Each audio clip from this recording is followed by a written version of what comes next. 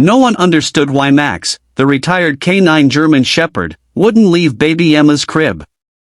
Not when called. Not when lured with treats. Not even when gently tugged away by her exhausted mother. He would plant himself by the crib, alert but calm, eyes always on the sleeping infant like a soldier standing guard. At first, it was sweet. Then it became strange. And finally, terrifying truths began to unfold, truths that no one, not even Max, was supposed to find. Max had served 6 years on the police force. Brave, intelligent, and deeply loyal, he was known for detecting danger before anyone else could see it coming. After a knee injury and aging hips slowed him down, Max was retired with honor and adopted by Officer Sarah Langley, the same woman who'd been his handler and partner for half his career. Sarah lived a quiet life in a sleepy town in Oregon. Recently married to David, a local contractor known for his charm and ready smile. She'd just given birth to their first child, Emma, a beautiful girl with curls like spun gold and a giggle that could melt the hardest heart. Max had always been gentle with children, and from the moment Sarah brought Emma home, he was glued to her side. Wherever the baby went, Max followed. He would curl up beneath her swing set, nap beside her crib, and bark low and sharp if anyone he didn't recognize got too close. Everyone found it touching until it turned into something else entirely. At first, it was cute.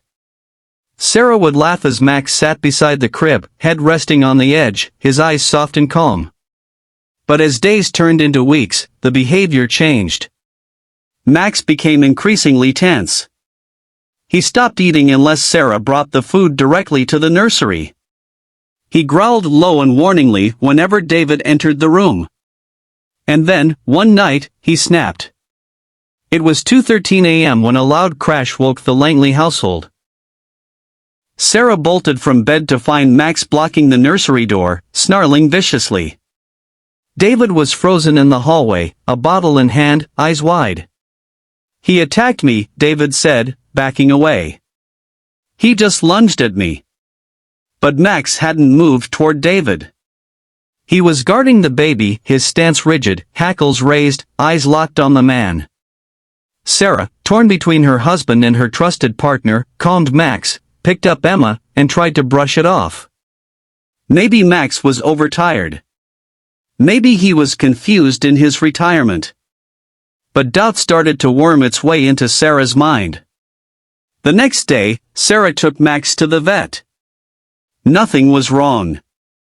The vet called it protective behavior and reassured her it wasn't unusual for K9s to bond deeply with one family member. But Sarah couldn't shake the feeling that something else was happening. Max was trying to tell her something, but what? David, meanwhile, was losing patience. He started locking Max in the basement at night, saying the dog was a danger to the baby. Arguments flared. Sarah pleaded for time, for understanding, but David grew cold. "You care more about that damn dog than your own husband," he snapped one night. Sarah said nothing, but deep inside, a gnawing fear had taken root. Why would Max, who had spent years protecting her life, turn on someone unless he sensed something truly wrong? It happened 3 weeks later. Emma had developed a small rash that wouldn't go away. Her pediatrician ran routine blood work. What came back changed everything. "There's something odd," the doctor said carefully. "Emma's blood type doesn't match yours, or David's." Sarah blinked. "What?" "You're O-positive. David is AB. Emma's type is A-negative. That's genetically improbable." Sarah's world tilted. She confronted David, who looked pale but not surprised. "I didn't want to tell you." "I didn't know how," he said. "Emma, she's not mine." The truth unraveled in choking waves. David had discovered months earlier that Sarah had a brief, unintentional overlap with an old flame while they were on a break. She hadn't known she was pregnant at the time. He had done a secret paternity test when Emma was born. But he'd said nothing, stewing in resentment, growing cold. And you were going to just pretend forever? Sarah whispered. He didn't answer. But Max had known. From the moment they brought Emma home, he'd sensed the tension, the hostility, the buried resentment David tried to hide behind his smile. And then, Max led Sarah to the final truth. The IT started with scratching. Max, now sleeping in the nursery again, began scratching at the floor by the crib. At first Sarah thought it was anxiety, but one morning she followed his pawing and noticed something odd. A small crack in the floorboards. Loose nails. With trembling fingers, she pried the board up. Below it was an old crawlspace, but what she found hidden inside wasn't just mold or dust. It was a small, metal lockbox. Inside, letters. Photos. Documents. And a hidden USB stick. Sarah stayed up all night reading and watching. The contents were shocking: photos of David with another woman, and not just any woman. A woman who had vanished years earlier from the neighboring town under suspicious circumstances. Emails laced with threats. Financial records showing off the book payments. And worst of all, a document that read like a plan, a legal motion for full custody of Emma, claiming Sarah was unfit due to mental instability and violent animals. He was setting her up. Max had known.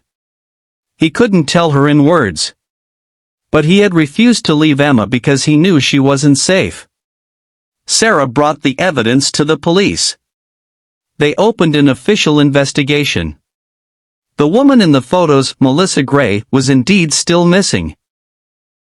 David was brought in for questioning, and while the full truth is still under investigation, what they uncovered so far was enough to ensure Sarah and Emma were protected. Max became a local hero again. He was awarded a second commendation, featured in the local paper under the headline, "Retired Canine Saves Baby, Uncovers Sinister Plot." Sarah filed for divorce. She focused entirely on rebuilding her life with her daughter and the dog who had saved them both. Today, Emma is a vibrant toddler who never goes far without Max at her side. He's older now, a little slower, but his eyes are still sharp. And Sarah? She never doubts his instincts again. People often ask her, why did Max stay with Emma that night? Sarah just smiles and says, because he knew she needed him even when I didn't know I did. If you were touched by Max's incredible loyalty and the story of how he protected little Emma, please show your love by hitting that like button, sharing your thoughts in the comments, and subscribing to Pawsitive Tales for more true stories of the animals who protect, heal, and inspire us.